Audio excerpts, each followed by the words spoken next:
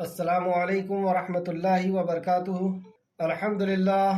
ان الحمد للہ نحمده ونستعینه ونستغفره ونعوذ باللہ من شرور انفسنا ومن سیئات اعمالنا من يهده الله فلا مضل له ومن يضلل الله فلا هادي له واشهد ان لا اله الا الله واشهد ان محمدا عبده ورسوله اما بعد رب اشرح لي صدري ويسر لي امري واحلل عقدۃ من لسانی یفقہوا قولی رب زدنی علما رب زدنی علما رب زدنی علما آمین یا رب العالمین۔ ہر قسم کی تعریف اور شکر اللہ رب العزت کے لیے لائق اور زیبا ہے، جو ساری کائنات کا ایک و تنہا خالق مالک مربی اور منتظم ہے، جو ساری کائنات کو وجود بخشنے والا، ہر مخلوق کی حفاظت کرنے والا اور ہر مخلوق کی ہر ضرورت کا پورا کرنے والا ایک و تنہا ہے۔ ہر قسم کی تعریف اور شکر اسی کو لائق ہے۔ درود و سلام ہو انبیاء اکرام پر، جنہیں انس اور جن کی رشد و ہدایت کے لیے مبعوث فرمایا گیا،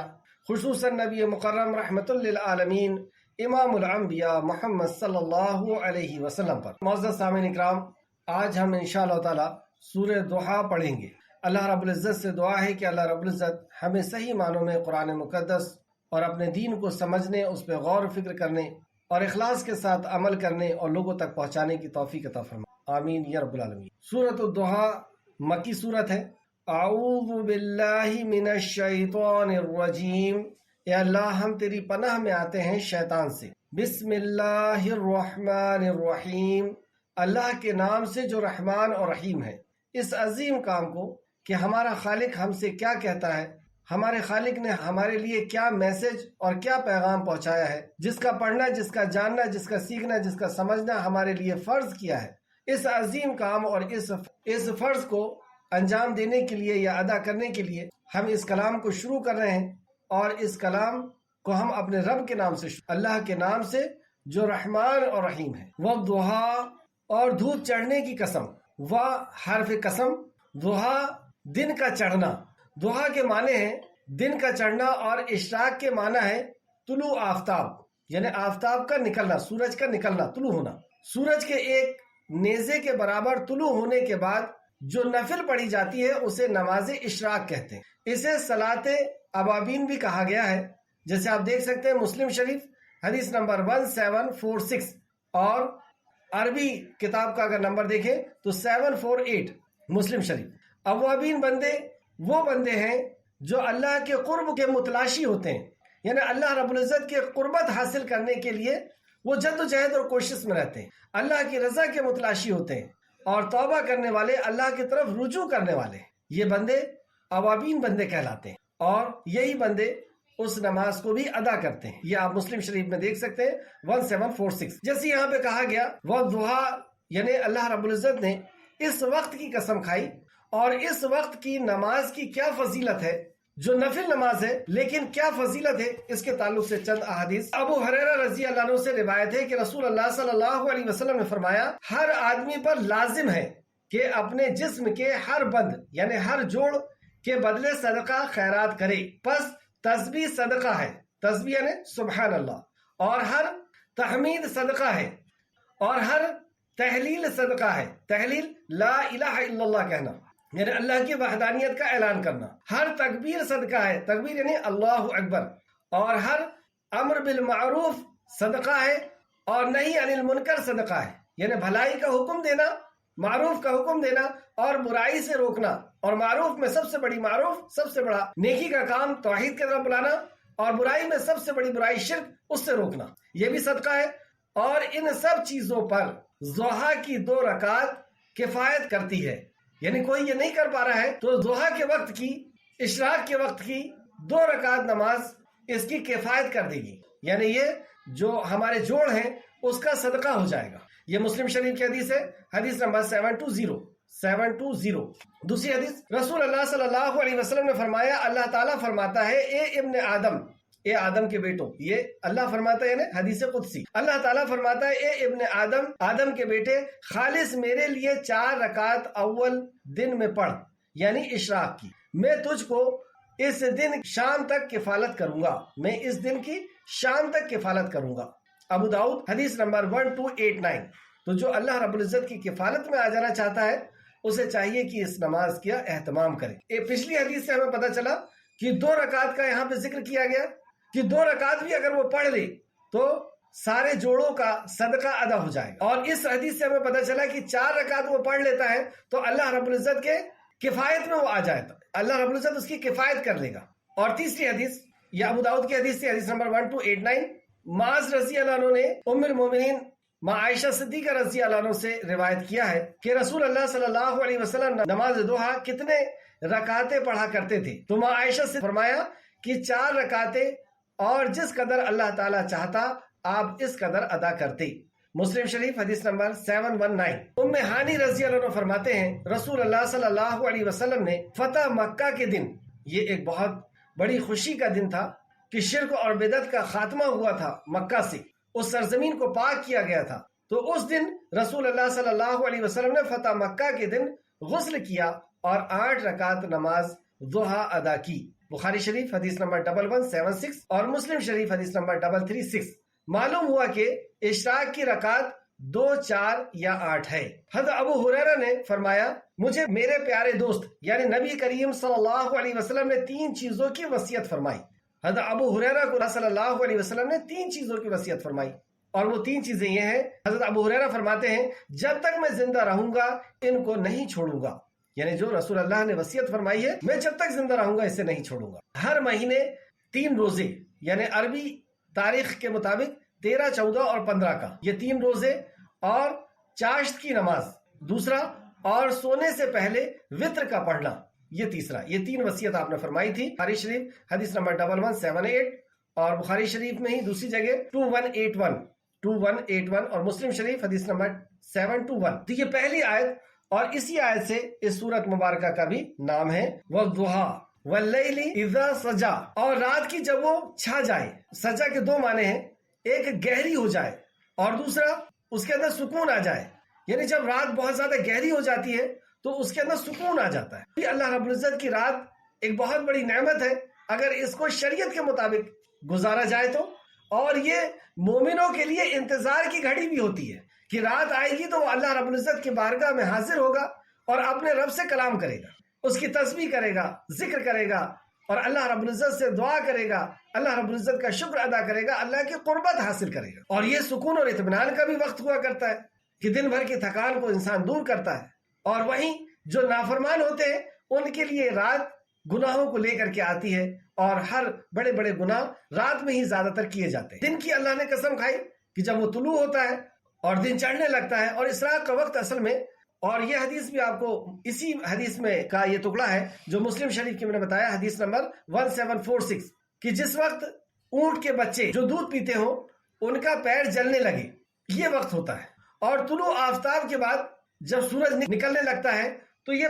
10 سے 15 منٹ کے اندر ایسی تپش پیدا ہو جاتی ہے دھوپ کے اندر۔ تو اللہ رب العزت نے اس وقت کی قسم کھائی جو نفل نماز کے لیے اور اللہ کی قربت کے لیے خاص وقت ہے، اور واللیل اذا سجا، اور رات کی جب وہ چھا جائے۔ اب جواب قسم، اے نبی آپ کے رب نے آپ کو نہ چھوڑا ہے اور نہ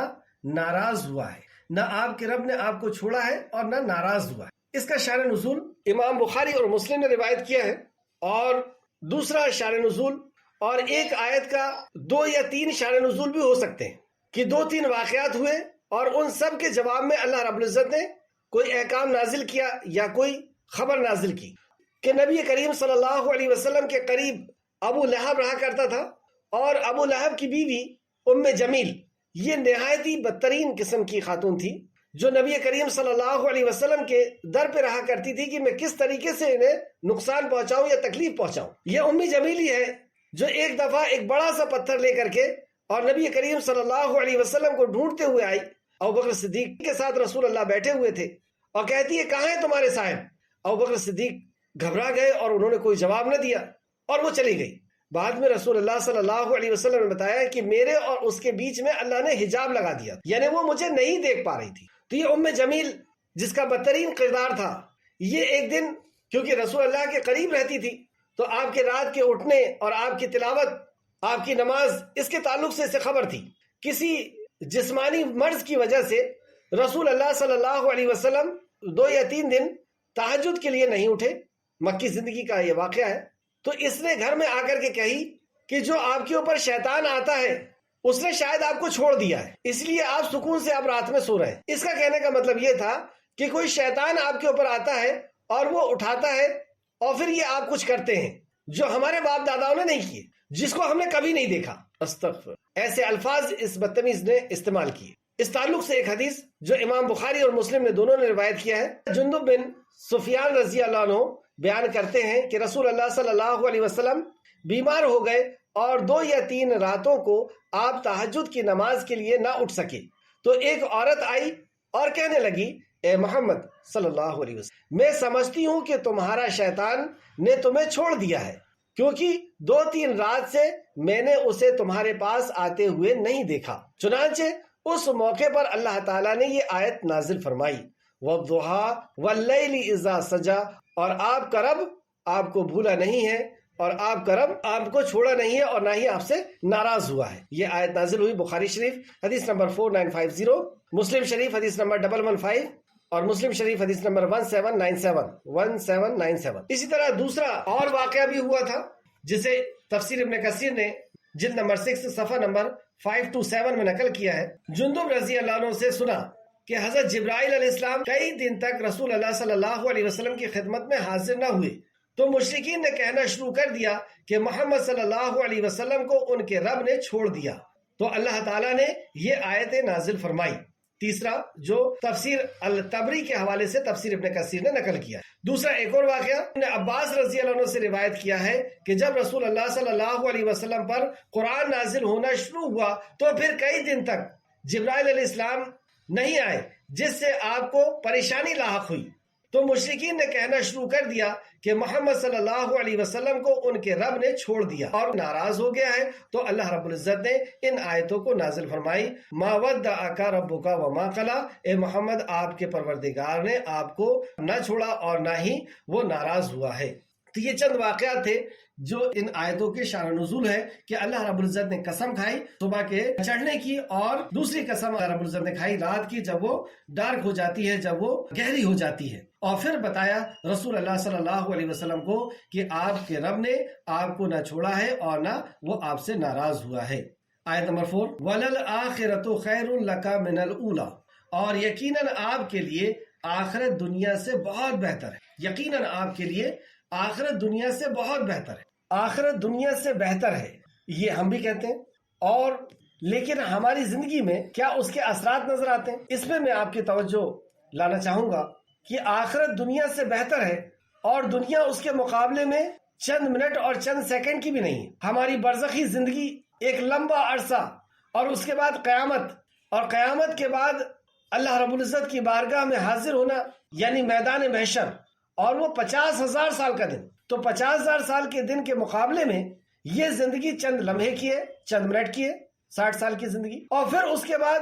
ہمیشہ ہمیش کی زندگی، ہمیشہ ہمیش کی زندگی، یا تو جنت یا تو جہنم، یہ ہم کہتے ہیں اور اس کی دعوت بھی دیتے ہیں، لیکن کیا ہماری سیرت کے اندر، ہماری زندگی کے اندر یہ چیز نظر آتی ہے کہ واقعی ہمیں اس بات کا یقین ہے جو ہم کہہ رہے ہیں، جس کی ہم دعوت دے رہے ہیں؟ کیا ہم اتنی ہی توجہ دیتے ہیں دنیا کو جو ہم بیان کر رہے ہیں، اور اتنی توجہ دیتے ہیں آخرت کو جس کا ہم بیان کر رہے ہیں؟ کہ ہم خود کہہ رہے ہیں 50,000 سال کا دن ہوگا جس میں ہمیں حساب کتاب دینا ہے، تو کیا اس حساب و کتاب کی ہمیں اتنی فکر ہے؟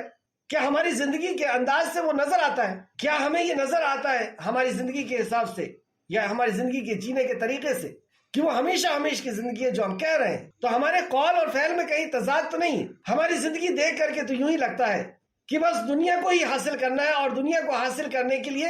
ہر ممکن کوشش، نہ حلال کی تمیز، نہ حرام کی تمیز، نہ کسی کی خوشی اور ناخوشی کی تمیز، نہ شریعت کا ہمیں پاس و لحاظ، لیکن ہم کہہ رہے ہیں کہ آخرت کی زندگی اصل ہے۔ اور وہیں صحابہ اکرام اور رسول کریم صلی اللہ علیہ وسلم کی زندگی کا جب ہم جائزہ لیتے ہیں یا سیرت کا مطالعہ کرتے ہیں تو ہمیں پتہ چلتا ہے کہ جس طرح رسول اللہ نے کہا کہ یہ زندگی دھوکہ ہے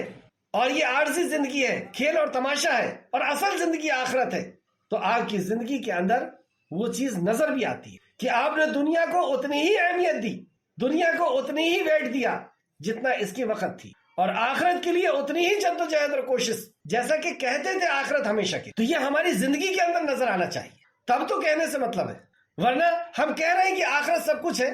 اور لوگ دیکھ رہے ہیں ہمیں کہ ہمارا صبح سے شام تک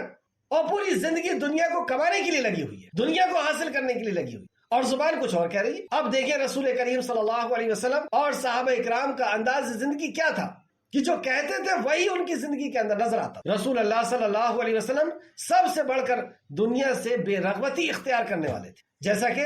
رسول اللہ صلی اللہ علیہ وسلم کو اپنی عمر مبارک کے آخری ایام میں یہ اختیار دیا گیا کہ اگر آپ چاہیں دنیا سے رب تعالیٰ کے پاس تشریف لے جائیں، جانے کو پسند فرما لے یا دنیا کو ہی پسند فرما لے۔ جیسا کہ سیدنا ابو سعید خدری رضی اللہ عنہ بیان کرتے ہیں کہ ایک دفعہ رسول اللہ صلی اللہ علیہ وسلم نے خطبے میں ارشاد فرمایا، دیکھیے رسول اللہ صلی اللہ علیہ وسلم خطبہ دے رہے ہیں اور آپ نے ارشاد فرمایا کہ اللہ تعالیٰ نے ایک بندے کو دنیا اور جو اس کے پاس ہے اس میں سے اختیار دیا، دنیا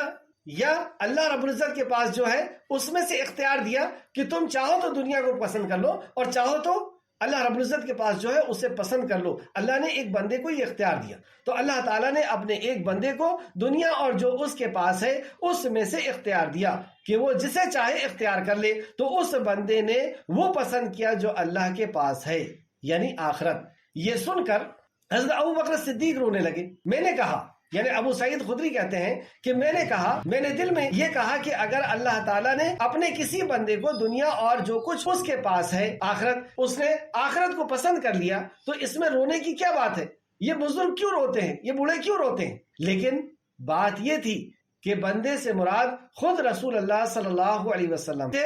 اور ابو بکر صدیق ہم سے زیادہ جاننے والے تھے۔ بخاری شریف حدیث نمبر 466 اور مسلم شریف حدیث نمبر 2382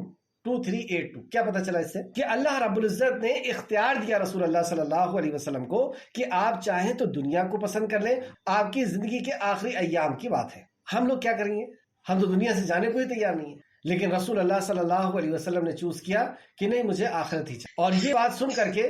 حضرت ابوبکر صدیق سمجھ گئے کہ یہ اختیار تو رسول اللہ کو ہی دیا گیا، یعنی آپ اب اس دنیا سے تشریف لے جانے والے۔ اس وجہ سے حضرت ابوبکر صدیق رونے لگے۔ کیوں ایسا؟ کیونکہ یقین ہے کہ آخرت کی زندگی اصل ہے اور وہ ہمیشہ ہمیش کی زندگی ہے، اور یہ کیا ہے؟ یہ تو عارضی زندگی ہے۔ تو عارضی زندگی کے میں رکنا، جیسے کہ ایک اور حدیث دیکھتے ہیں، عبداللہ بن مسعود رضی اللہ عنہ بیان کرتے ہیں ایک دفعہ رسول اللہ صلی اللہ علیہ وسلم چٹائی پر آرام فرما رہے تھے، لیٹے ہوئے تھے، اس کے نشانہ آپ کے جسم مبارک پر چڑھ گئے۔ مطلب آپ چٹائی سے جیسے اٹھے، انہوں نے دیکھا کہ رسول اللہ صلی اللہ علیہ وسلم کے پیٹھ کے اوپر اس کے نشان ہیں۔ تو میں نے عرض کیا، اے اللہ کے رسول، اگر آپ ہمیں فرماتے تو ہم آپ کے لیے انتظام کرتے، یعنی بستر وغیرہ کا انتظام کر دیتے، بچھا دیتے، جس کے ساتھ آپ کو یہ نشان نہیں آتے۔ تو رسول اللہ صلی اللہ علیہ وسلم نے فرمایا، میرا دنیا سے کیا تعلق؟ میری اور دنیا کی مثال تو ایسی ہے جیسے کوئی سوار یعنی مسافر سائے کے لیے کسی درخت کے نیچے بیٹھے، پھر اسے چھوڑ کر روانہ ہو جائے۔ ترمذی شریف حدیث نمبر 2377 اور ابن ماجہ حدیث نمبر 4109۔ ترمذی 2377، ابن ماجہ 4109۔ کیا پتہ چلا کہ آپ چٹائی سے اٹھے اور آپ کی پیٹھ پر نشان ہے۔ صحابی دیکھ کر کے اس سے پریشان ہوئے اور کہا کہ یا رسول اللہ، اگر آپ اجازت دیں تو کچھ بچھانے کے لیے کوئی چیز لے آئی جائے۔ تو آپ نے کہا کہ مجھے دنیا سے کیا لگاؤ، میرا تو حال اس مسافر کی طرح ہے کہ جو اپنی سواری سے اٹھ کر کے کسی درخت کے نیچے کچھ دیر رک جاتا ہے اور پھر چل پڑتا۔ آپ دیکھ رہے ہیں کہ آپ کی زندگی کے اندر وہ اثرات نظر آ رہے ہیں، جو آپ کہہ رہے تھے وہی آپ کا طرز عمل بھی تھا کہ اس دنیا کو اتنا ہی ویٹ دینا ہے، اس کو حاصل اتنا ہی کرنا ہے جتنا اس کی وقت، اور آخرت کے لیے اس طرح جدوجہد اور کوشش کہ جتنا اس کا حق ہے۔ اس کا یہ مطلب نہیں ہے کہ دنیا سے بے رغبتی اختیار کر لیں، بے رغبتی سے مراد دنیا سے بے تعلق ہو جائے، لا تعلق اختیار کر لیں، جس کو روحانیت کہتے ہیں کہ سب کچھ بیوی بچے اور رشتہ داروں کو چھوڑ کر کے جنگلوں پہاڑوں پر نکل جانا۔ یہ نہیں ہے اس کا مطلب۔ ان سب کے بیچ میں رہتے ہوئے، ان سب کے حق کو ادا کرتے ہوئے بھی دنیا کو اتنا ہی ترجیح دینا جتنا اس میں رہنا ہے، اور آخرت کو اتنی ترجیح دینا کہ جتنا آخرت کے اندر رہنا ہے، یعنی ہمیشہ ہمیش رہنا۔ تو اس کی جدوجہد اور اس کی کوشش اسی طریقے سے ہونا چاہیے۔ ہم یہ کہتے ہیں، لیکن ہماری زندگی کو اگر کوئی دیکھے تو وہ یہ کہے گا کہ یہ کہتے تو ہیں کہ ہمیشہ ہمیش کی زندگی ہے اور برزخ کی بھی زندگی ہے، مطلب مرنے کے بعد انسان ختم نہیں ہوتا اور پھر 50,000 سال حساب بھی دینا ہے، لیکن ان کی زندگی کے اندر تیاری تو نظر نہیں آ رہی۔ یعنی اس کے قول اور فعل میں تو تضاد ہے، اور یہ بہت سخت بیماری ہے کہ ہم کہہ کچھ رہے ہیں لیکن ہماری زندگی کچھ اور بتا رہی ہے۔ ہماری پوری صبح سے شام دنیا کو حاصل کرنے اور دنیا کو کمانے کے لیے لگی ہوئی ہے، دنیا کا کمانا حاصل کرنا یہ اسلام میں منع نہیں ہے، کہ سکھایا گیا ہمیں ربنا آتنا فی الدنیا حسنۃ وفی الآخرۃ حسنۃ وقنا عذاب النار، کہ دنیا بھی مانگنا ہے ہمیں، آخرت بھی چاہیے، لیکن اس کی جد و جہد اور کوشش کیسی ہونا چاہیے آخرت کی، یہ بتانا مقصود ہے کہ آخرت کے لیے ہماری ویسی ہی تیاری ہونا چاہیے۔ تو یہاں پہ جو بتایا گیا، آیت نمبر 4 میں واپس آئیں، وَلَلْآخِرَةُ خَيْرٌ لَكَ مِنَ الْأُولَىٰ، اور یقیناً آپ کے لیے آخرت دنیا سے بہت بہتر ہے۔ آیت نمبر 5 وَلَسَوْفَ يُعْطِيكَ رَبُّكَ فَتَرْضَىٰ، اور جلد آپ کا رب آپ کو اتنا دے گا کہ آپ راضی ہو جائیں گے۔ اور بے شک اللہ رب العزت نے دنیا اور آخرت کی نعمتیں نبی مکرم صلی اللہ علیہ وسلم کے قدم مبارک کے اندر ڈال دی اور صحابہ کرام کے اندر۔ دنیا اللہ رب العزت نے فتوحات پہ فتوحات، جوک در جوک اسلام کے اندر آنے لگی، بادشاہوں کا اسلام قبول کرنا، ملک کا ملک اسلام کے اندر آ جانا، فتح مکہ کا ہونا، کہ شرک اور بدعت کا اور شرک کا اور کفر کا خاتمہ، یہ سب نبی کریم صلی اللہ علیہ وسلم کے لیے دنیا کی خوشیاں اللہ رب العزت نے عطا فرمائی۔ اور آخرت کے تعلق سے بھی رسول اللہ صلی اللہ علیہ وسلم کو بتایا گیا کہ آپ کو آخرت میں کیا نعمتیں عطا کی جانے والی، چند باتیں جو بتائی گئیں، اور کیا نعمتیں اللہ رب العزت نبی مکرم کو عطا فرمانے والا ہے، کوئی کیا بیان کر سکتا ہے؟ جس نعمت کے تعلق سے اللہ کے نبی نے فرمایا کہ جنت ایسی نعمت ہے کہ نہ کسی آنکھ نے دیکھا نہ کسی دل نے تصور، اور وہ جنت جو رسول اللہ صلی اللہ علیہ وسلم کو دی جائے گی۔ اللہ اکبر! تو آخرت میں بھی اللہ رب العزت آپ کو نعمتوں سے نوازنے والا ہے، اور دنیا میں بھی اللہ رب العزت نے پوری دنیا کی حکومت اور بادشاہت آپ کے قدموں کے اندر ڈال، ملک کے ملک اور بادشاہتیں سب کچھ آپ کے قدموں کے اندر آئے۔ لیکن اصل خوشی دنیا کے اندر رسول اللہ صلی اللہ علیہ وسلم کو کیا تھی؟ کہ لوگ اور میری امت اسلام کے اندر آ جائے، اور آپ لوگوں کو اسلام کے اندر آتے ہوئے دیکھ کر کے خوش ہوئے۔ اور خاص طور پہ دیکھا آپ نے کہ فتح مکہ میں کہ نبی مکرم صلی اللہ علیہ وسلم نے شرک کا گلا گھوٹا اپنے ہاتھ سے، اور کہا کہ اس سرزمین پہ اب اللہ کے علاوہ کسی اور کی عبادت نہ ہوگی، اور اپنی لاٹھی سے بتوں کو توڑا اور کہا جاء الحق وزهق الباطل ان الباطل كان زهوقا، کہ حق آ گیا اور باطل کو تو جانا ہی تھا، اور اس سے تو وہ ختم ہی ہونا تھا، اور حق کا سر بلند ہونا تھا۔ بہرحال یہ فتوحات اور یہ خوشیاں اللہ رب العزت نے دنیا میں بھی عطا کی، اور آخرت میں بھی اللہ رب العزت بے شمار نعمتوں سے نوازنے والا ہے، جیسے کہ مقام محمود، اتنا بڑا مقام کہ ہر مخلوق دیکھ کر کے آپ کے اوپر رشک کرے گی، آپ کی تعریف کرے گی۔ جام کوثر آپ کو عطا کیا جانے والا ہے، جس کے کنکر مونگے اور موتی اور ہیرے جواہرات کے ہوں گے، جس کی مٹی مشک ہوگی، اور ایسی بے شمار نعمتیں اللہ رب العزت آپ کو عطا کرنے والا ہے۔ لیکن اصل معاملہ تو یہ ہے کہ رسول اللہ صلی اللہ علیہ وسلم امت کی فکر میں ہے۔ اس دنیا میں بھی آپ کی سیرت مطالعہ کرے تو پتہ چلتا ہے کہ پوری زندگی آپ نے اپنے آپ کو آندھی اور طوفان کے حوالے کر دیا۔ کس کے لیے؟ امت کو جہنم سے بچانے کے لیے، لوگوں کو اللہ کی معرفت کرانے کے لیے، اللہ کی پہچان کرانے کے لیے، لوگوں کو جہنم سے بچانے کے لیے۔ اور آخرت میں بھی سجدہ ریز ہوں گے، پھر شفاعت کا موقع، پھر سجدہ ریز۔ اسی تعلق سے ایک حدیث کہ امت کے لیے رسول اللہ صلی اللہ علیہ وسلم کتنے فکر مند ہے، اور آخرت میں آپ کو امت کے تعلق سے کیا عطا کیا جانے والا، جو امام مسلم نے روایت کیا ہے۔ عبداللہ بن عمر رضی اللہ عنہ بیان کرتے ہیں کہ رسول اللہ صلی اللہ علیہ وسلم نے ابراہیم علیہ السلام کے بارے میں اللہ تعالیٰ کے اس قول کی تلاوت فرمائی۔ سیدنا ابراہیم علیہ السلام، اللہ کے خلیل، ان کے بارے میں ان کا ایک قول جو وحی کے ذریعے سے آپ کو ملا، آپ نے اس کی تلاوت فرمائی۔ سورہ ابراہیم آیت نمبر 36، سورہ ابراہیم آیت نمبر 36 کیا ہے؟ سیدنا ابراہیم علیہ السلام کا قول، اے میرے رب، بے شک انہوں نے بہت سے لوگوں کو گمراہ کیا، پھر جو میرے پیچھے تھے تو یقیناً وہ مجھ میں سے ہیں۔ یعنی بہت سے لوگوں کو کچھ لوگوں نے گمراہ کیا، اور سیدنا ابراہیم علیہ السلام کو بہت ستایا، آپ کو گھر سے نکلنے پہ اور آپ کو شہر سے نکلنے پر مجبور کر دیا، آپ کو آگ میں ڈالا گیا۔ تو سیدنا ابراہیم علیہ السلام نے یہ کہنا تھا، انہوں نے میری اطاعت اور فرمانبرداری، نبوت اور رسالت کو قبول کیا تو وہ مجھ میں سے ہیں، اور جنہوں نے انکار کیا تو ان کو جہنم میں ڈال دے۔ لیکن آپ نے ایسا نہیں کہا، آپ نے کیا کہا؟ اور جس نے میری نافرمانی کی تو یقیناً تو بے حد بخشنے والا اور نہایت مہربان۔ جانتے ہیں نا کہ اللہ کا عذاب کیسا ہے، اور اپنی امت کی فکر کہ اللہ جنہوں نے میری اطاعت کر دی وہ تو ٹھیک ہے، مجھ میں سے ہیں، اور جس نے میری نافرمانی کی یقیناً بے حد تو بخشنے والا اور نہایت مہربان۔ اور اسی طرح حضرت عیسیٰ علیہ السلام کا بھی قول جو اللہ رب العزت نے وحی بنایا، اس کو آپ نے نقل کیا یا بیان کیا۔ سورہ مائدہ آیت نمبر 118، سورہ مائدہ، یہاں سے پتہ چلتا ہے کہ انبیاء علیہ السلام اپنی امت کے لیے کس قدر فکر مند رہتے تھے۔ اور ویسے بھی اگر آپ انبیاء کی سیرت کو اگر پڑھیں تو پتہ چلتا ہے کہ واقعی انبیاء علیہ السلام نے اپنا سب کچھ اس امت کو بچانے کے لیے جہنم کی آگ سے قربان کر دیا۔ عیسیٰ علیہ السلام کا یہ قول، اگر تو انہیں عذاب دے، مطلب عیسیٰ علیہ السلام اللہ سے کہہ رہے ہیں، اگر تو انہیں عذاب دے تو بے شک وہ تیرے بندے ہیں، اور اگر تو انہیں بخش دے تو بے شک تو ہی سب پر غالب اور کمال حکمت والا۔ عیسیٰ علیہ السلام بھی اپنی امت کے لیے کہہ رہے ہیں۔ پھر نبی کریم صلی اللہ علیہ وسلم نے اپنے دونوں ہاتھ اٹھائے اور کہا، اے میرے رب میری امت، اے میرے رب میری امت، اور آپ رونے لگے۔ تو اللہ تعالیٰ نے فرمایا، اے جبرائیل تم محمد کے پاس جاؤ، اور اگرچہ تیرا رب خوب جانتا ہے، مطلب جبرائیل علیہ السلام کو اللہ رب العزت نے وحی کیا کہ جاؤ محمد صلی اللہ علیہ وسلم کے پاس، اگرچہ تمہارا رب خوب جانتا ہے، مطلب اللہ جانتا ہے کہ یہ کیا مانگ رہے ہیں، کیوں رو رہے ہیں، خوب جانتا ہے، تاہم لیکن اس کے باوجود بھی پھر بھی تم جا کر ان سے پوچھو کہ وہ کیوں رو رہے ہیں۔ چنانچہ جبرائیل علیہ السلام نے آپ صلی اللہ علیہ وسلم کے پاس آ کر پوچھا کہ آپ کیوں رو رہے ہیں، تو آپ نے سب حال بیان کیا، یعنی آپ نے اپنی امت کے تعلق سے بیان کیا کہ میری امت کی فکر میں رو رہا ہوں۔ تو جبرائیل علیہ السلام نے اللہ تعالیٰ کے پاس جا کر عرض کیا، حالانکہ وہ تو خوب جانتا ہے، مطلب اللہ رب العزت یہ سب کچھ جانتا ہے، اسے جبرائیل السلام کی پہنچانے اور خبر لانے کی کوئی ضرورت نہیں تھی، لیکن بتانا ہمیں مقصود تھا اور قیامت تک آنے والوں کو بتانا مقصود تھا۔ تو بہرحال اللہ تعالیٰ تو خوب جانتا تھا، تو اللہ تعالیٰ نے فرمایا، تو یہاں پہ غور کرنے کے بعد جبرائیل علیہ السلام کو پہنچایا، اللہ تعالیٰ نے فرمایا، اے جبرائیل محمد صلی اللہ علیہ وسلم کے پاس جائیے اور کہہ دو کہ ہم تمہیں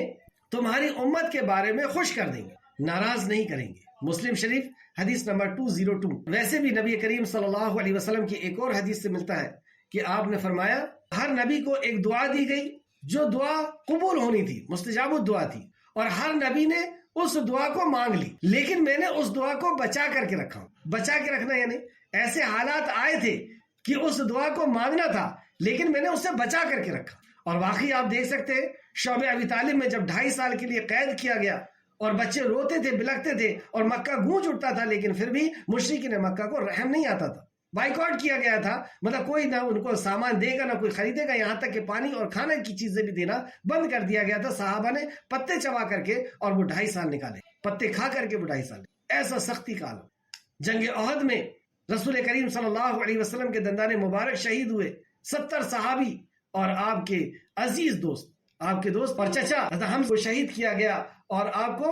اس بری طریقے سے زخمی کیا گیا کہ آپ کی انگلیوں کو کاٹ کر کے اور کان کو ناک کو کاٹ کر کے ایک مالا بنا کر کے ہندا نے پہنا اور کہا کہ میں نے اپنا بدلہ پورا کر، آپ کے کلیجے کو نکال کر کے اس نے چبایا۔ ایسے حالت میں آپ نے اپنے چچا کو دیکھ کر کے کیسی تکلیف پہنچی ہوگی۔ اگر وہ دعا مانگ لیتے تو وہ 70 کے 70 جو آپ کے اوپر جان نچھاور کرنے والے صحابہ تھے وہ فوراً زندہ ہو جاتے، لیکن آپ فرماتے میں نے اسے بچا کر کے رکھا۔ آپ کے اکلوتے بیٹے ابراہیم آپ کی گود میں ہیں، انتقال ہو گیا ان کا۔ رسول کریم اور امہات المومنین کی اتنی ماؤں کے بیچ میں صرف ایک بیٹا، کیسی تکلیف ہوگی، لیکن رسول اللہ صلی اللہ علیہ وسلم نے وہ دعا نہیں مانگی۔ اور پوری سیرت کا آپ مطالعہ کریں، تنگی اور پریشانی اور مصیبتیں ایک کے بعد ایک آتے رہی، لیکن رسول اللہ فرماتے ہیں کہ میں نے اس دعا کو بچا کر کے رکھا، اور میں وہ دعا مانگوں گا، یعنی مجھے شفاعت دی جائے گی، اور میری شفاعت کا ہر وہ شخص مستحق ہوگا جو توحید پرست ہو۔ اس حدیث سے بتانے کا میرا مقصد صرف یہ تھا کہ وہاں پر رسول اللہ صلی اللہ علیہ وسلم کو جو خوش کر دیا جائے گا، تو کیا رسول اللہ صلی اللہ علیہ وسلم اپنے ساتھ اللہ کے دشمنوں کو لے جانا چاہیں گے؟ آپ کی حدیث اس بات کی گواہ ہے کہ میری شفاعت کا ہر وہ شخص مستحق ہوگا جو توحید پرست ہو، اور جو شرک کرنے والا ہے اور جو بدعت کرنے والا ہے، شرک کرنے والے کے تعلق سے تو اللہ نے فرما دیا کہ اس کو ہمیشہ جہنم میں رہنا ہے۔ کئی آیتیں آپ کو قرآن کے اندر مل جائیں گی کہ اس کی کوئی نیکی قبول نہیں، اور اس کی نیکیاں ختم اور برباد ہو جائے گی جس نے شرک کیا۔ یہاں تک کہ ایک مقام پر تو اللہ رب العزت نے کئی نبیوں کا ذکر کیا اور کہا کہ یہ بھی اگر شرک کرتے تو ان کی نیکیاں ختم ہو جاتی اور یہ نقصان اٹھانے والوں میں سے ہو جاتے۔ اور اسی طریقے سے شرک کے بعد جو بڑا گناہ بدعت، تو حوض کوثر میں بھی رسول اللہ صلی اللہ علیہ وسلم 100 کن لے گئی ربادی کہہ کر کے انہیں ہٹا دیں گے۔ تو بہرحال نبی کریم صلی اللہ علیہ وسلم کی خوشی اس دنیا میں اور اس دنیا میں یہی ہوگی کہ ان کے امتی جہنم کی آگ سے بچ جائے، دنیا کی تنگی سے بھی بچ جائے اور جہنم کی آگ سے بھی بچ جائے۔ آیت نمبر 5 واپس دیکھتے ہیں، وَلَسَوْفَ يُعْتِيكَ رَبُّكَ فَتَرْضَىٰ، اور جلد آپ کا رب آپ کو اتنا دے گا کہ آپ راضی ہو جائیں گے۔ راضی ہو جائیں۔ ویسے ہی اللہ رب العزت نے دنیا میں بھی آپ کو سب کچھ عطا کیا، اور آپ کی مشیت، آپ کی خواہش کے مطابق کہ لوگ اسلام کے اندر آئے تو لوگ جوک در جوک، یعنی قافلے کے قافلے اسلام کے اندر آئے، ملک کے ملک، اور پھر فتح مکہ ہوئی، مکہ سے بھی شرک اور کفر کا جو ہے خاتمہ کیا گیا، اور آخرت میں بھی نبی کریم صلی اللہ علیہ وسلم کا شفاعت کا موقع دیا جائے گا، اور اللہ رب العزت طے کرے گا کہ کس کس کی شفاعت کرنا ہے، اور رسول اللہ صلی اللہ علیہ وسلم شفاعت کریں گے اور اپنی امتیوں کو لے کر کے جائیں۔ اس سے سبق یہی ملا کہ نبی کریم صلی اللہ علیہ وسلم کی جو فکر تھی، جو آپ کی کوشش تھی، جس وجہ سے آپ کی قربانی تھی، اگر ہم واقعی نبی مکرم کے ماننے والے ہیں، آپ سے محبت کرنے والے ہیں، وہی فکر ہمارے اندر بھی ہونا چاہیے کہ لوگ جہنم سے بچ جائیں۔ لوگوں کو جہنم سے بچانے کے لیے نبی مکرم نے اور آپ کے صحابہ نے، جو واقعی سچے فالوورز تھے، انہوں نے سب کچھ قربان کیا لوگوں کو جہنم سے بچانے کی۔ اور سورہ یوسف میں اللہ رب العزت نے فرمایا، قل ھذہ سبیلی ادعو الی اللہ علی بصیرۃ انا ومن اتبعنی، اے نبی مکرم ان سے کہہ دیجئے کہ میری راہ یہی ہے، یعنی میرا کام ہے، یہ میرا مشن، میری سوچ، میری فکر ہے، یہ ادعو الی اللہ، اللہ کی طرف بلانا، واحد کی طرف بلانا، اللہ کی وحدانیت کی طرف بلانا، ادعو الی اللہ علی بصیرۃ، بصیرت کے ساتھ، علم، اعتماد اور یقین کے ساتھ، یعنی علم کے ساتھ، ایمان کے ساتھ اور عمل کے ساتھ، انا ومن اتبعنی، اور وہ لوگ بھی بلاتے ہیں جو میرے متبعین ہیں۔ تو واقعی اگر ہم متبعین ہیں تو وہ فکر ہمارے اندر بھی ہونا چاہیے۔ اللہ ہم سب کے اندر وہ فکر داخل فرمائے، آمین یا رب العالمین۔ آیت نمبر 5، اور جلد آپ کا رب آپ کو اتنا دے گا کہ آپ راضی ہو جائیں گے، یعنی آخرت کے تعلق سے تھا کہ اللہ رب العزت آخرت میں آپ کو بے شمار نعمتیں عطا فرمائے گا۔ وہیں پر آیت نمبر 6، الم یجد کا یتیما فآوی، کیا اس نے آپ کو یتیم نہ پایا پھر ٹھکانہ دیا؟ یعنی دنیا میں بھی اللہ رب العزت نے آپ کے اوپر جو نعمتیں عطا فرمائی کہ رسول اللہ صلی اللہ علیہ وسلم کی جب ولادت ہوئی تو اس وقت آپ یتیم تھے، یعنی آپ کے والد کا انتقال پہلے ہی ہو گیا، اور اپنی والدہ حضرت آمنہ کے پاس آپ رہے، اور 6 بہار ہی آپ نے دیکھی، اور اس کے بعد ماں آمنہ کا بھی انتقال ہو گیا۔ پھر یتیمی کا اور عالم، آپ کی کفالت آپ کے دادا نے کی، عبد المطلب نے، اور ابھی 8 سال کے ہوئے ہیں کہ آپ کے دادا عبد المطلب کا بھی انتقال ہو، پھر یتیم، چچا نے آپ کی کفالت کی، ابو طالب نے۔ لیکن ان سب کے باوجود بھی اللہ رب العزت نے جو فرمایا کہ ہم نے آپ کو ٹھکانہ دیا، تو واقعی جہاں پر بھی آپ رہے اللہ رب العزت نے ایک شان کے ساتھ آپ کو رکھا۔ جب دائی حلیمہ کے پاس گئے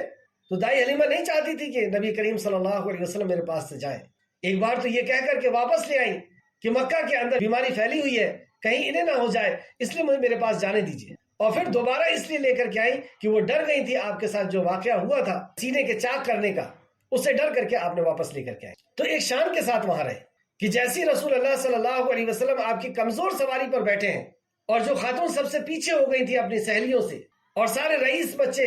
ان کی سہیلیوں نے لے لی تھی، اب یہ آخر میں نبی کریم بچے ہیں، اور وہ اپنے شوہر سے آ کر کے مشورہ کرتی ہیں کہ سارے رئیس بچے لوگوں نے لے لیے ہیں اور بس ایک یتیم بچا ہوا ہے۔ یعنی لے کر کے کیوں جاتی تھی؟ کفالت کرنے کے لیے، پالنے کے لیے، پرورش کرنے کے لیے، تاکہ ان سے کچھ مل جائے۔ ان کے ماں باپ اگر ہوں گے رئیس پیسے والے تو کچھ مل جائے گا، تو اس سے، اور کیوں ان کو دیا جاتا تھا بچوں کو، گاؤں میں پہنچایا کیوں جاتا تھا؟ اس وجہ سے کیونکہ وہاں کی آب و ہوا اچھی ہوتی ہے، وہاں ساری چیزیں پیور ملتی ہے، اور دوسرا یہ کہ وہاں کی لینگویج اچھی ہوتی۔ تو لینگویج سب سے پہلی چیز اللہ رب العزت نے جو انتظام کیا رسول اللہ صلی اللہ علیہ وسلم کا، وہ لینگویج کا تھا، اور دائی کے لیے لینگویج سب سے زیادہ معنی رکھتی، مطلب جہاں پہ علم، ایمان اور عمل ہو۔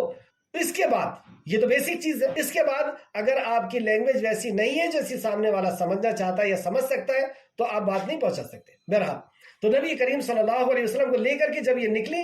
اس آپ کے شوہر نے کہا کہ نہیں اسی بچے کو لے لیتے ہیں، ہو سکتا ہے اللہ رب العزت نے اسی میں برکت رکھی۔ یہاں سے بھی پوائنٹ ملا، یہ اللہ کو ماننے والے بھی، سب سے غریب گھر، اس کی سواری بھی سب سے غریب، کمزور، اور جس گاؤں میں جانے والے ہیں وہ گاؤں بھی قحط سالی میں ملوث ہے، لیکن ایسی جگہ کا اللہ رب العزت نے انتخاب، یعنی بچپن سے آپ کو ایسے حالات سے گزارا گیا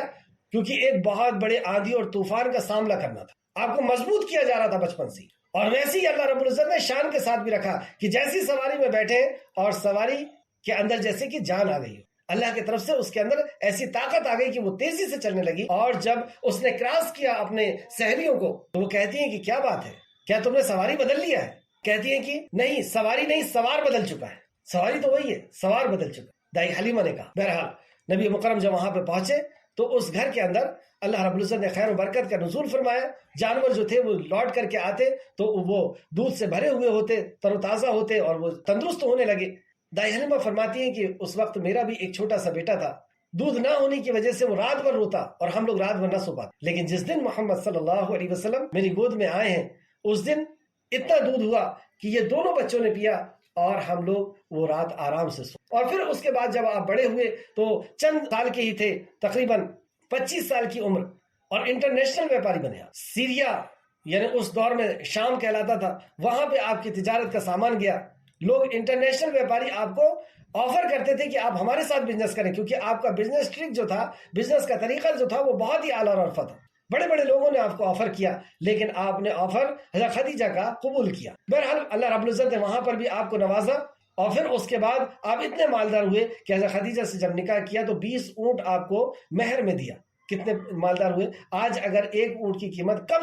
سے کم بھی 2 لاکھ روپے رکھی جائے تو 40 لاکھ روپے اس وقت اس خاتون کو دیا جس ٹائم میں عورت کی کوئی ویلیو اور کوئی قیمت نہیں ہوا کرتی. ایک شوہر کا انتقال ہو گیا تھا، ایک شوہر جو تھے انہوں نے طلاق دیا تھا اور بچے بھی تھے، 40 سال عمر ہے، لیکن رسول اللہ صلی اللہ علیہ وسلم نے خواتین کے مقام و مرتبے کو بتایا. بہرحال سیرت کے اور بھی چیزیں دیکھیں گے ہم تو پتہ چلتا ہے کہ اللہ رب العزت نے آپ کو خوب نوازا. دنیا کے اندر یتیم ضرور رکھا، لیکن اللہ رب العزت نے آپ کو نوازا.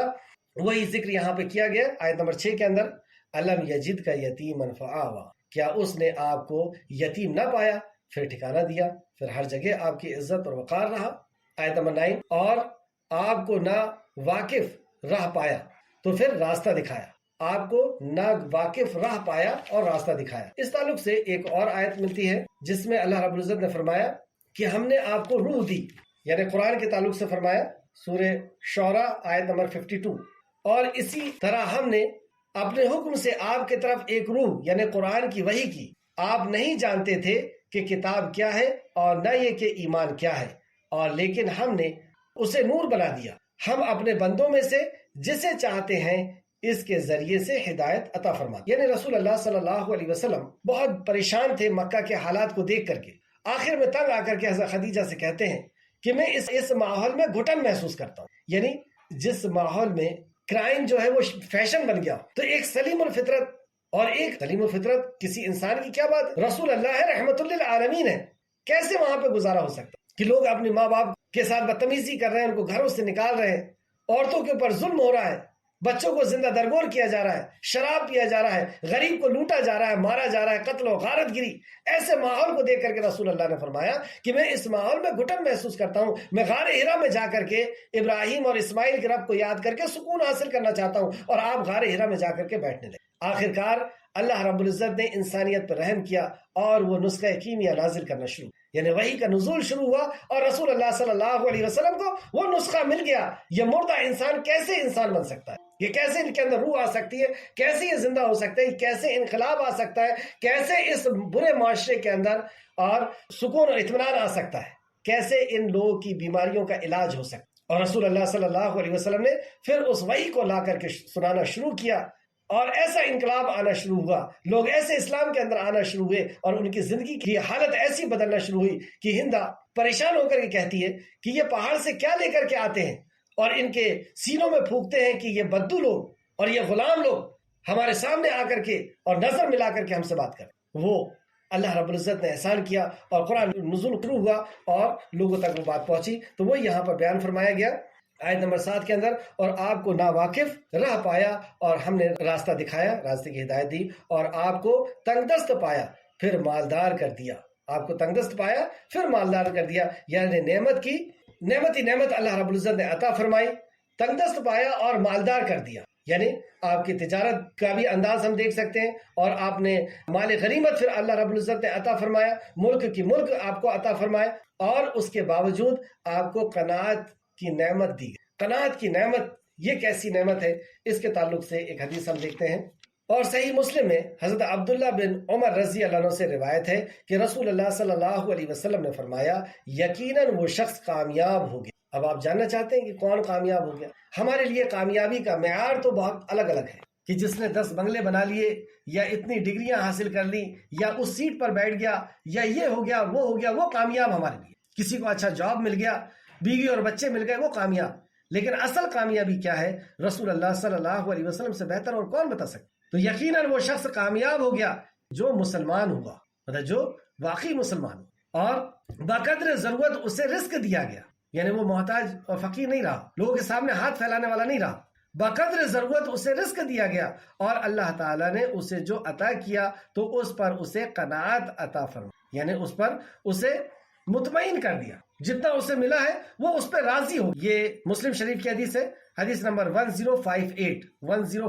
اللہ رب العزت ہمیں بھی اسلام دے، مسلمان بنا دے واقعی جیسا اللہ چاہتا ہے۔ مسلمان مطلب کیا ہوتا ہے؟ مسلم یعنی تابع فرمان، اللہ رب العزت کا فرما بردار۔ مسلم اس اونٹ کو کہا جاتا ہے جس کی ناک میں نکیل ہو اور اس کا مالک اسے جہاں چاہے وہاں لے جائے، جہاں چاہے بیٹھا لے، جہاں چاہے اٹھا لے، اور جہاں چاہے اس کو ادھر کا رخ کر دے۔ یہ ہے مسلم کہ وہ اللہ رب العزت کے اختیار میں رہتا ہے، اللہ رب العزت اس کو جیسا چاہتا ہے ویسا وہ چلنا چاہتا ہے۔ جیسے ایک جگہ فرمایا کہ وہ اس کے ہاتھ بن جاتا ہے، اس کی آنکھ بن جاتا ہے، اس کا پیر بن جاتا ہے، یعنی وہ دیکھتا ہے جو اللہ چاہتا ہے، وہ وہاں چلتا ہے جہاں پہ اللہ چلانا چاہتا ہے، اس کا ہاتھ وہ کرتا ہے اور اس کی زبان وہ بولتی ہے جو اللہ رب العزت چاہتا ہے۔ یہ ہے مسلم کہ اللہ رب العزت کا تابع فرمان ہو جانا، اور پھر اس کے بعد اللہ ہمیں اتنی روزی دے دے کہ ہم کسی کے سامنے ہاتھ پھیلانے والے نہ ہوں، کسی کے محتاج نہ ہوں، کسی اور کو دیکھنے والے نہ ہوں، اور پھر جو دیا ہے اس پہ ہمیں قناعت دے دے، اس پہ ہمیں مطمئن کر دے، سیٹسفیکشن دے دے کہ ہاں بس اتنا ہے، اتنا ہی ہماری ضرورت ہے، اس کے زیادہ ہمیں ضرورت نہیں۔ یہ بہت بڑی نعمت ہے اللہ رب العزت جسے عطا کر دے،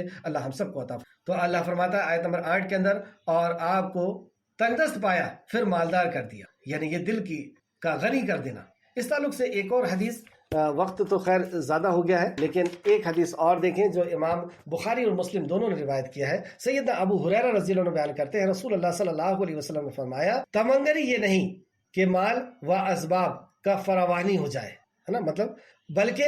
حقیقت تمنگری غنا ہے جس کا دل غنی کر دیا جائے، یعنی جس کے دل کو مطمئن کر دیا جائے۔ بخاری شریف حدیث نمبر 6446 اور مسلم شریف حدیث نمبر 1051 اور آپ کو تنگدست پایا پھر مالدار کر دیا، لہٰذا اب نعمت کی قدر کس طرح کی جائے؟ تو نعمت کی قدر اس 3 آیتوں میں آخر میں بتایا اللہ رب العزت نے، لہٰذا آپ یتیم پر سختی نہ کریں، اور ویسے بھی نبی کریم صلی اللہ علیہ وسلم کی سیرت میں ہم دیکھ سکتے ہیں کہ رسول اللہ صلی اللہ علیہ وسلم کے پاس یتیم بھی رہا کرتے تھے، اور اس وقت بھی جب آپ نے نبوت کا اعلان نہیں ہوا تھا اس وقت بھی آپ دیکھیں کہ رسول اللہ صلی اللہ علیہ وسلم کا گھرانہ ایسا گھرانہ تھا کہ جہاں پر یتیموں کی کفالت کی جاتی تھی، جہاں پر بیواؤں کی کفالت کی جاتی تھی، ان کی ضرورتوں کو پورا کیا جاتا تھا، جس گھر سے انصاف ہوتا تھا، انصاف کیا جاتا تھا، جہاں پہ فیصلے کیے جاتے تھے، جس گھر کے اندر لوگوں کی امانتیں رکھی جاتی تھی، ایسا گھرانہ تھا نبی کریم صلی اللہ علیہ وسلم کا۔ اور نبوت کے بعد تو اور زیادہ اس کے اندر جو ہے وہ فرق پڑا۔ تو لہٰذا آپ یتیم پر سختی نہ کریں، اور آپ نے ہمارے اوپر یعنی اپنی امت کو بھی وصیت کی کہ جو یتیم کی کفالت کرے گا وہ میرے ساتھ جنت میں ایسا ہوگا۔ آپ نے 2 انگلی کا اشارہ کر کے بتایا۔ تو اللہ رب العزت سے دعا ہے کہ اللہ رب العزت ہمیں اس کی توفیق عطا فرمائے۔ وَأَمَّا السَّائِلَ فَلَا تَنْهَرْ، اور سوالی کو نہ جھڑکیے، مطلب جو آپ سے مانگنے آئے اسے نہ جھڑکیں۔ یہ ہمارے لیے نصیحت ہے اللہ رب العزت کی طرف سے۔ اور اپنے رب کی نعمت کا ذکر کرتے رہیے، اور اپنی رب کی نعمت کا ذکر کرتے رہیے۔ اللہ رب العزت نے جو نعمتیں ہمیں عطا کی ہے اس نعمت کا ذکر، کہ ہم زبان سے بھی اللہ رب العزت کا شکر ادا کریں کہ اللہ تو نے یہ مجھے عطا کیا، اور اس کے ساتھ ساتھ وہ نعمت ہمارے جسم میں، ہمارے چہرے کے اوپر، ہمارے کپڑے کے اوپر نظر آنا چاہیے، اور کسی کے ذریعے سے بھی اگر ہمیں کوئی چیز ملی ہے تو ہمیں اس کا بھی شکر ادا کرنا چاہیے۔ اس کے تعلق سے ایک حدیث، اور یہ آخری بات رہے گی ہماری کلاس کی۔ امام ابو داؤد نے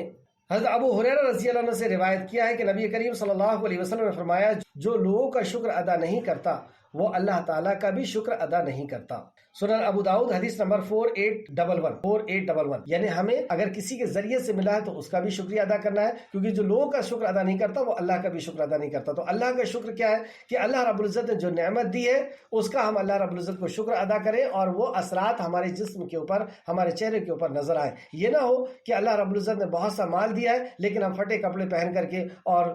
چہرہ اداس کر کے اور پریشان حال ایسا گھوم رہے ہیں۔ نہیں، جو نعمت اللہ رب العزت نے دیا ہے وہ نعمت کا اظہار بھی ہمیں کرنا چاہیے کہ اللہ رب العزت نے ہمیں اس طرح نوازا ہے۔ تو اللہ رب العزت سے دعا ہے کہ جو کچھ بھی ہم نے پڑھا سمجھا اس پہ ہمیں مزید غور و فکر کرنے کی ہے۔ خالق مالک تو ہمیں توفیق عطا فرما، اور جو بھی اس کے اندر احکام و مسائل تھے یا جو بھی وصیتیں اور نصیحتیں تھیں اللہ رب العزت اس پہ ہمیں عمل کرنے کی توفیق عطا فرما۔ جب تک ہمیں زندہ رکھ اے خالق مالک، تو اسلام کے اوپر ہمیں زندہ رکھ، اور ہمارا خاتمہ بالخیر فرما، اور نیکوکاروں کے ساتھ ہمارا شمار فرما دے۔ اللہم صلی وسلم علی نبینا محمد۔ اللہ اللهم صل وسلم على نبينا محمد اللهم صل وسلم على نبينا محمد آمین یا رب العالمین۔ السلام علیکم ورحمۃ اللہ وبرکاتہ۔